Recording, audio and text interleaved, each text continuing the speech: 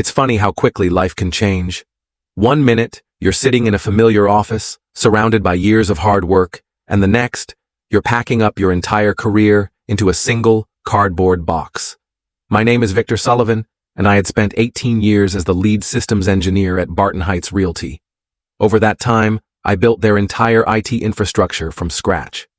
What started as a couple of desktop computers and a dial-up connection grew into a complex property management system that handled everything from tenant applications to maintenance requests for more than 70 properties across 4 states.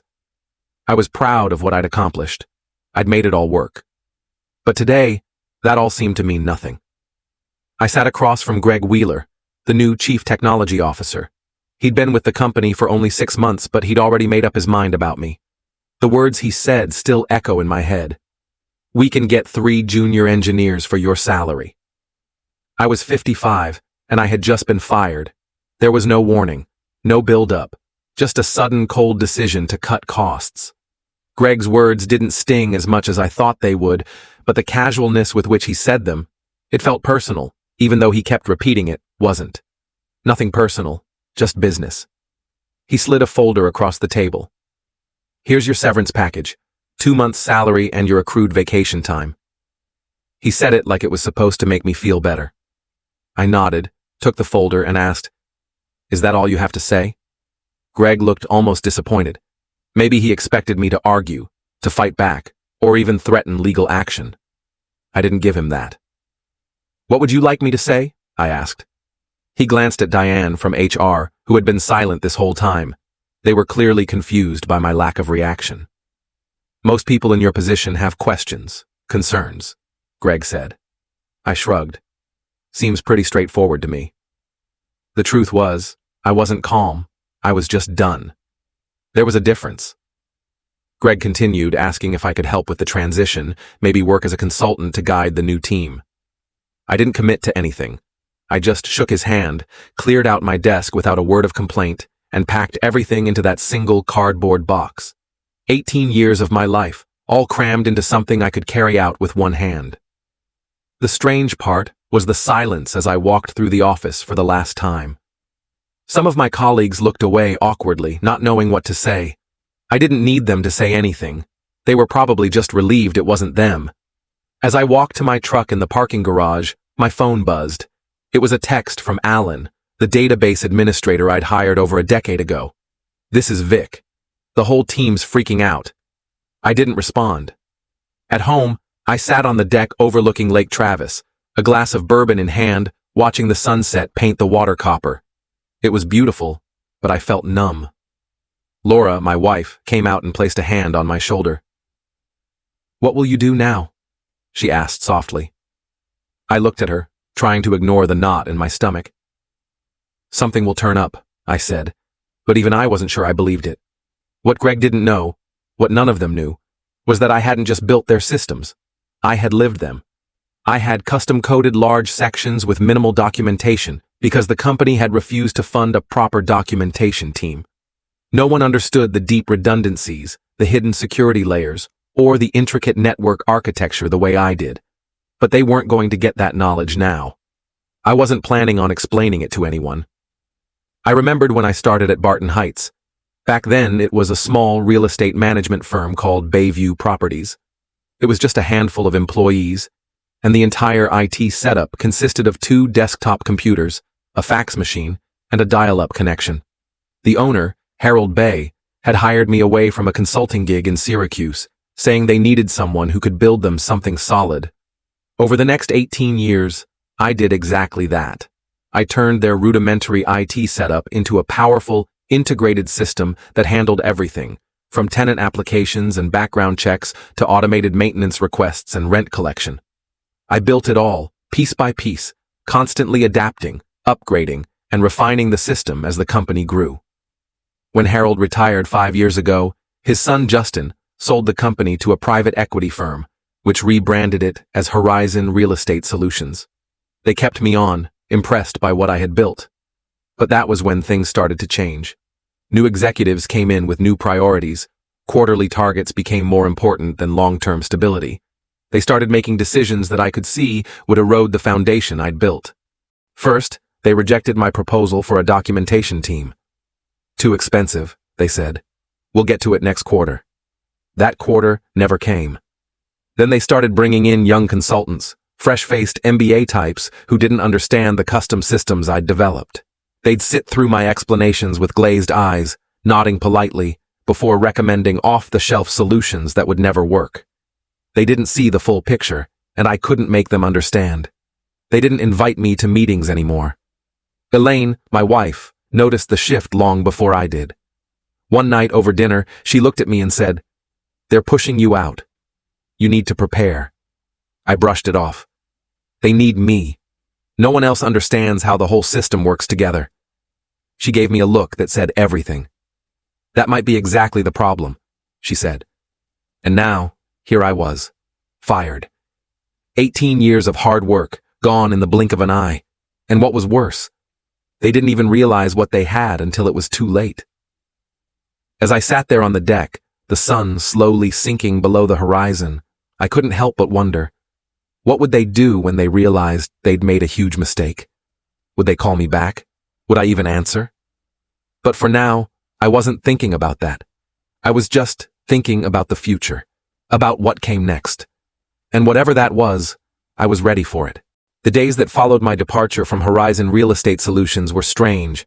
I found myself waking up at my usual time, but now there was no rush to get ready, no meetings to attend, no systems to fix. Just silence. I'd never been one to sit still, so the first few days felt like a strange kind of limbo. I spent a lot of time on the deck, overlooking Lake Travis, trying to sort through the thoughts racing through my mind. I kept telling myself that something would turn up. That's what I said to Laura when she asked, and it was the mantra I repeated to myself as I sat there, day after day, sipping bourbon and watching the world go by. But deep down, I knew something had shifted. Not just in my career, but in me. I hadn't realized it at the time, but for years, I had been living and breathing Horizon's systems. They were my creation, my responsibility. It was more than just code. It was an intricate web of connections that powered the entire company, and no one else knew how it all worked together the way I did. I was the system. But now, I wasn't there anymore, and that fact was starting to feel more like a relief than anything else. I wasn't going to spend the rest of my life explaining the inner workings of that infrastructure to people who didn't get it, didn't appreciate the time and effort it took to make everything seamless. The truth was, I had known the writing was on the wall for a long time. I remembered back when things had started to change. After the buyout, Horizon had brought in all these new faces, executives who talked about disrupting the property management industry with fancy buzzwords, cloud solutions, automation, standardization. And while some of it was good, most of it was a joke. They didn't realize that the unique architecture I'd built wasn't something you could just replace with some off-the-shelf solution. You couldn't just plug in a few new systems and hope it all worked together. It wasn't that easy. When they started hiring consultants, young MBA types with no real-world experience, they didn't see the value of what I had created. They just saw old code, something they didn't understand, something they thought was too expensive to maintain. I had tried to explain, time and time again. I had tried to show them how custom-built systems were worth their weight in gold, how the small, seemingly insignificant layers of code and architecture I'd written over the years were the backbone of everything. But it fell on deaf ears. They had already decided they wanted something new, something cheaper. The worst part was when they rejected my proposal for a documentation team. I had seen the need for years, but it was always met with resistance. They claimed it was too expensive. They didn't understand that without proper documentation, when the system broke, it would be nearly impossible to fix. They didn't get it. But I did. Elaine had noticed all this long before I did. She saw the writing on the wall, even when I was blind to it.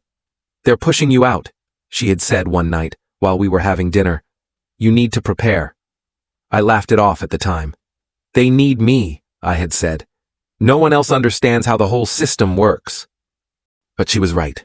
That was the problem. I had made myself indispensable by design. I had made it so that everything depended on me. But instead of valuing that, they had decided that it was cheaper to get rid of me and bring in someone who could be easily replaced. As the days passed and I sank deeper into my own thoughts, I began to realize just how much of myself I had given to that company. Everything I had built, everything I had created.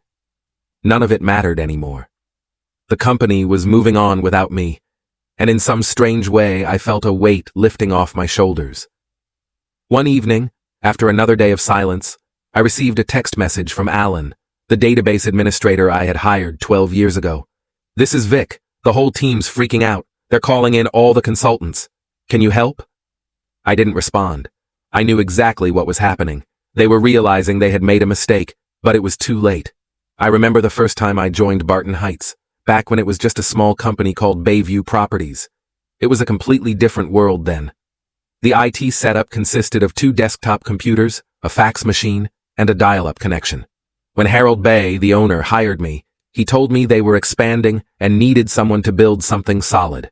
And so, I did. Over the years, I turned that tiny setup into an integrated system that ran the whole operation, from managing tenant applications to processing maintenance requests and collecting rent. I adapted, I upgraded, and I built that system with my own hands. But it wasn't until Harold retired and his son Justin sold the company to a private equity firm that things really started to change. That's when Horizon was born. The company rebranded and new executives came in, all focused on short-term gains. It wasn't about building something that would last. It was about quarterly profits. I didn't see the warning signs at first, but looking back, it was clear. The first red flag came when they rejected my proposal for a documentation team. They said it was too expensive, that they'd get to it next quarter. But that quarter never came. Then they started bringing in the consultants, young, shiny new faces, full of ideas that didn't work in the real world. They didn't understand the system, but they didn't care. They just wanted to disrupt everything. They ignored the complexities and tried to implement off-the-shelf solutions that could never work. I had been fighting this battle for so long, and in the end, the battle had been lost. Horizon wasn't going to change. They had already made their decision. They didn't need me anymore. But what hurt wasn't just losing my job. It was losing the recognition for something I had poured my heart and soul into. No one would ever understand the depth of that system like I did. No one would understand the effort it took to make everything run smoothly. The layers of security, the fail-safes, the custom coding. They had taken it all for granted, and now I was the one who had been thrown away. But I wasn't angry, not anymore. I was just done. As the days passed, the reality of being out of Horizon Real Estate Solutions began to sink in. The silence at home was deafening at first. I had spent 18 years working with that company, and now it was like I was a ghost. All that work, all that effort, it was as if it had never existed. There were no more systems to manage, no more code to write, no more crises to fix. For the first time in my life, I had no deadline, no emergency, and it felt strange. But even in this newfound freedom, something gnawed at me. I kept thinking about the company, about Horizon, and the direction it was headed. I couldn't help but wonder if they even realized what they had lost. A few days after my departure, I received another message from Alan. "Vic, the system's down again. They're scrambling to fix it. They need you." I didn't respond. What was the point? The more I thought about it, the more I realized something. This was exactly what I had been predicting for years. They didn't get it. They didn't understand the delicate web of interdependencies I had built into their system. They didn't appreciate the years I had spent customizing everything to fit their needs. And now, with me gone, they were paying the price. I couldn't help but remember the first time I realized things were changing at Horizon, the moment I knew I was no longer part of their vision. It started slowly, almost imperceptibly. The company had been sold to a private equity firm, and with that came a new set of priorities. Short-term gains, fast profits, new executives who didn't understand the value of long-term investment in technology. At first, I didn't mind. I knew change was inevitable, but I never expected it to come with such disdain for the work I had done. It began with the rejection of my proposal for a documentation team. I had been pushing for this for years. I knew it was the next logical step. Without proper documentation, when the system inevitably broke, and it would eventually, the company would have no idea how to fix it. But when I presented the proposal, the response was the same. It's too expensive. We'll get to it next quarter. And that was the problem. That quarter never came. And by then, it was too late. Soon after, they started bringing in consultants, young, bright-eyed MBA types, fresh from the top schools, full of grand ideas about disrupting the industry. They had no idea what they were talking about. They saw my system as outdated, as a burden. They suggested off-the-shelf solutions, shiny new platforms that looked good on paper but could never integrate with the custom architecture I had built. They didn't even try to understand how it all fit together. To them, it was just old code that needed replacing. And I pushed back. Hard. I spent hours explaining the intricacies of the system to them, showing them the unique code that made it work, pointing out the custom features that no off-the-shelf solution could replicate.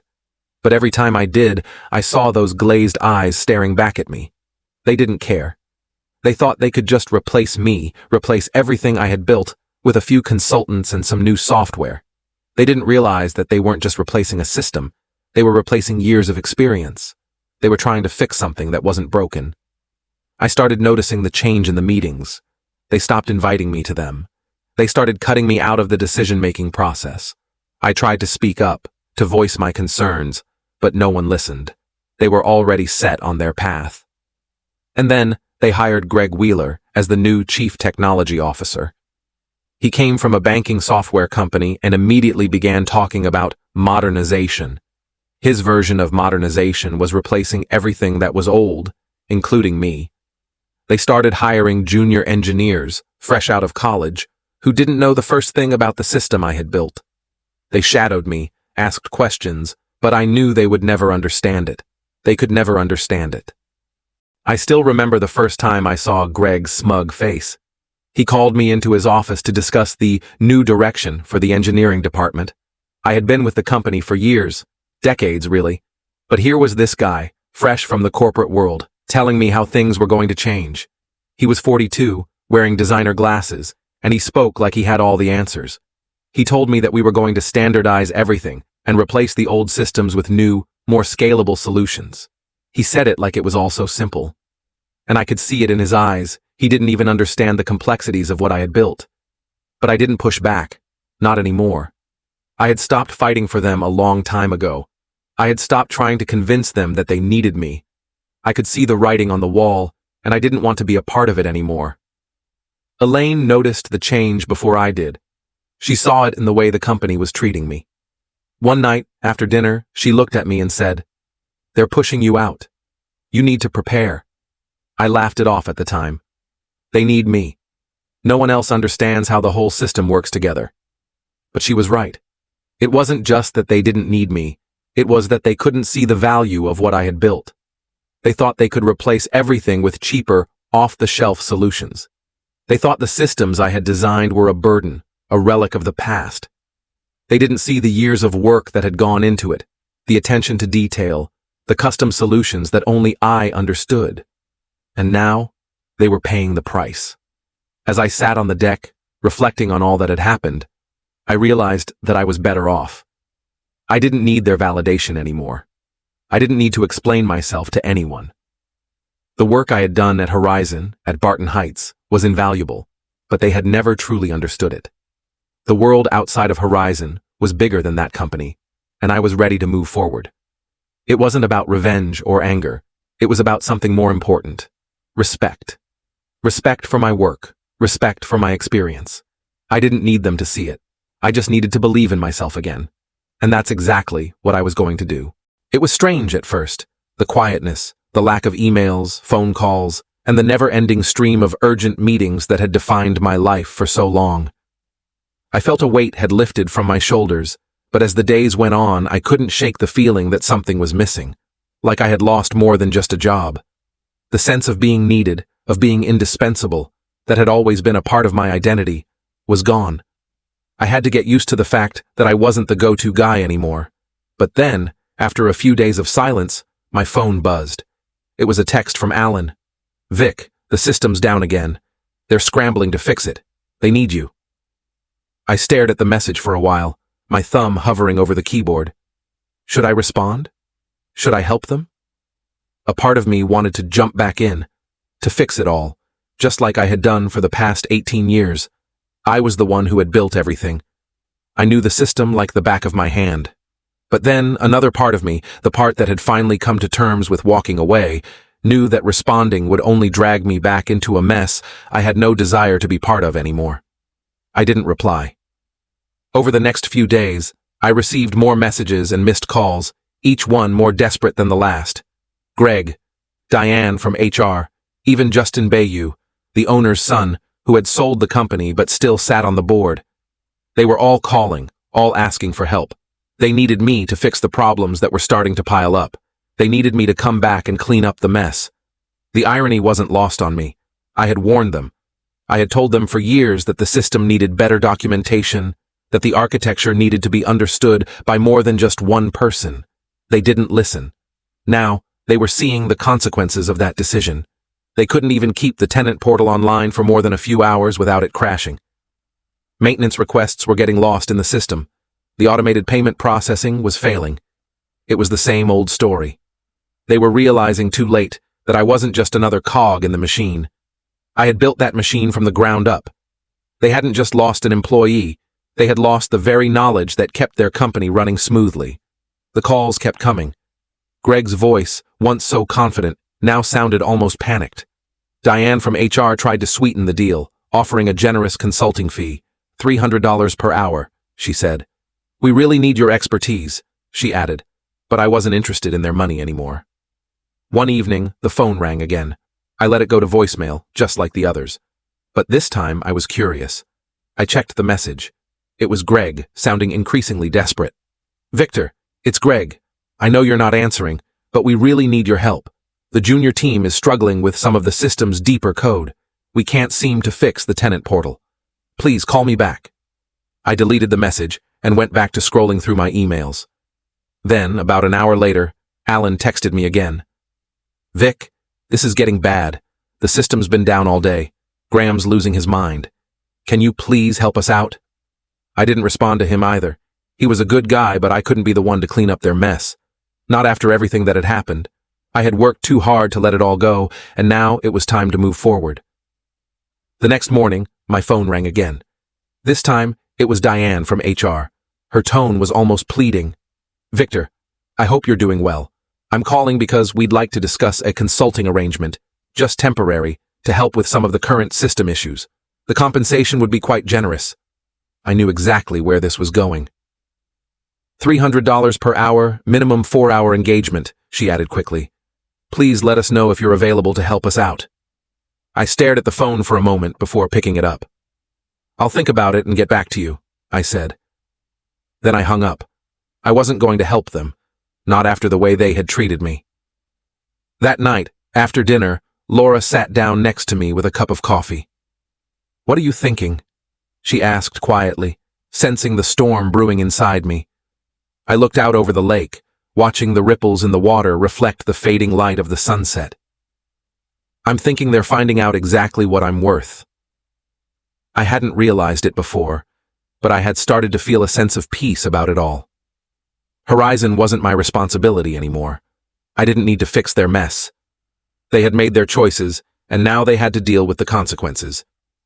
As the days went on, the calls kept coming, each one more desperate than the last. I ignored them all. The system was down, the team was scrambling, and yet I stayed quiet.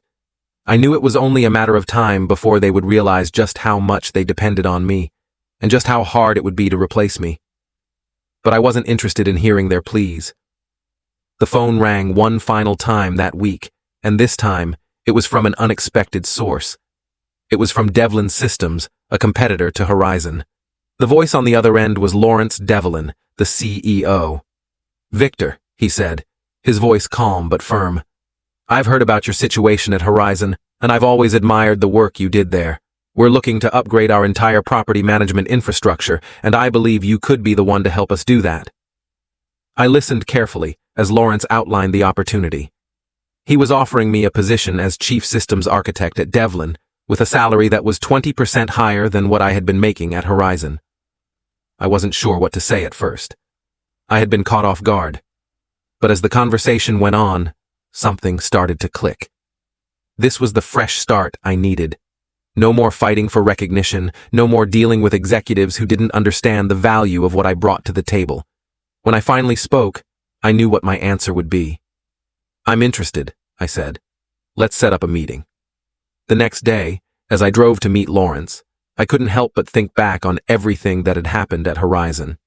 They had tried to push me out, tried to replace me with cheaper alternatives, and now they were seeing the result of their decisions. But I wasn't going to be their scapegoat. Not anymore. At Devlin, I had the chance to build something right from the start, and this time, I wasn't going to let anyone forget what real value looked like. The day I drove into Devlin Systems for my first day felt different. There was no cloud of tension hanging over me like there had been at Horizon. There was no feeling of being underappreciated or undervalued. It was just the quiet excitement of starting fresh, of knowing I was finally in the right place. I walked into the office, met the team, and immediately felt the difference. Devlin had none of the corporate clutter that had suffocated me at Horizon. The systems were clean, well documented, and most importantly, they listened. They wanted to build something that would last. Not just for a quarter, not just for a year, but something sustainable. They saw the value in experience, in taking the time to do things right. And so, I threw myself into the work. Over the next few weeks, I helped redesign Devlin's property management infrastructure, ensuring everything was documented from day one. I built redundancies, security protocols, and systems that would stand the test of time. I created training programs for the engineering team, making sure they understood every part of the system, every line of code. No one would be left in the dark again. The phone calls from Horizon had stopped coming, but the memory of those desperate pleas lingered. They had made their decision, and now they had to face the consequences. Still, there was a part of me that couldn't help but wonder. Were they realizing what they had lost? One afternoon, about a month into my new role, I received a familiar name on my phone screen. It was Greg Wheeler. I hadn't heard from him since I left, and the tone of his voice when I picked up was almost unrecognizable. Gone was the smug confidence. Instead, there was panic. "Victor," he said, "we're having a serious issue. The entire system is down and no one knows how to fix it. We can't access the tenant portal, we can't process maintenance requests, and the payment system is failing. We need you." For a split second, I felt the old urge to jump in and save the day. I knew the system inside out. I could fix it in minutes, just like I had done countless times before. But this time was different. This time, I didn't need to prove myself to anyone. "Greg," I said, my voice steady, "I'm employed elsewhere now. I'm afraid I can't help you." His voice cracked, desperate. "Please, Victor. We'll pay you whatever it takes. $500 an hour. Just 2 days of your time. You know how critical this is. The whole company is at risk." I paused for a moment, thinking about how they had treated me, how they had written me off as expendable, how they had refused to invest in the very systems that had made them successful. "No, Greg," I said calmly. "It's not about the money. It's about respect. You made your decision. Now you're dealing with the consequences. I'm not coming back." The silence on the other end of the line spoke volumes. I heard Greg's breath catch, but there was nothing more to say. I hung up. That night, as I sat at the kitchen table with Laura, I couldn't help but feel a strange sense of peace. It wasn't about revenge. It wasn't about rubbing their faces in it. It was just clarity. I had made the right decision. I had walked away when I needed to, and now I was doing things on my own terms, but that wasn't the end of it. A week later, I received an email from Devlin Systems, and when I saw who it was from, I froze. It was from Greg. No, it was from Justin Bayou, the former owner of Horizon. The subject line read, "Victor, please read, urgent." I opened the email, and what I found made my stomach twist. The message was blunt, almost desperate. "Victor," it began, "the situation at Horizon has worsened. The systems are still down. We've brought in several consultants, but they can't fix the issues. We've lost access to tenant payment records for the past 3 months. The board wants to bring you back. We're offering a full salary plus a signing bonus. Please come back and help us resolve this." I sat there for a moment, rereading the message over and over. They were admitting it now. They were admitting they couldn't do it without me.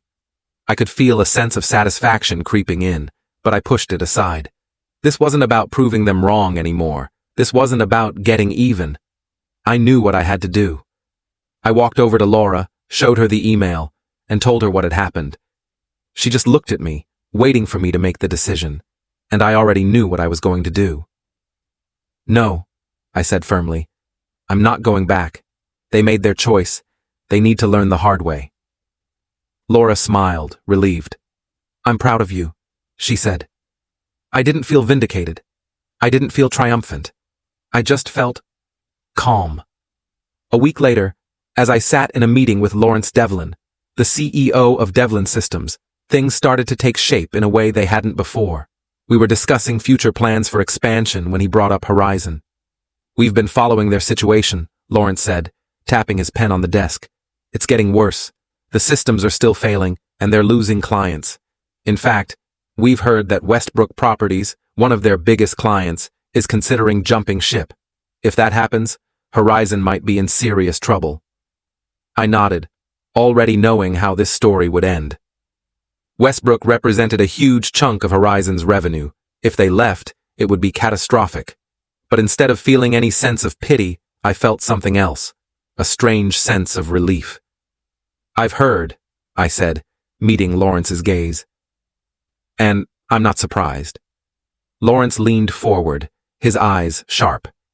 "You know what this means, don't you? If Devlin Systems can step in and take over some of Horizon's accounts, we'd be in a position to offer them a serious deal. We could even consider acquiring them if the price is right." For the first time, I saw the full picture. Horizon was on the verge of collapse, and Devlin, with its fresh, well-documented systems, was ready to swoop in and pick up the pieces. But there was something else I realized. I was part of that picture now. I had helped build Devlin into the company it was becoming, and I was proud of that. Months passed, and things at Horizon continued to spiral out of control. Westbrook Properties left. The board at Horizon struggled to keep the company afloat. Meanwhile, Devlin Systems expanded rapidly. We acquired Westbrook, and our systems became the new standard for property management. We were doing things right from the start. No shortcuts, no cost-cutting measures. A year later, Devlin had become the largest property management company in the region. As I stood in front of the team preparing to lead a new project, I realized something. It wasn't just the systems I had built that made us successful. It was the culture we had created. A culture of doing things the right way. A culture of respect for experience. A culture of long-term thinking. And that's when it hit me. Horizon was in its death throes because it had forgotten those very values. It had discarded them in favor of cheap shortcuts, and now it was paying the price. I didn't need to go back to Horizon. I had already found my place. And now, I was building something that would last, something I could be proud of, and that was all the revenge I needed.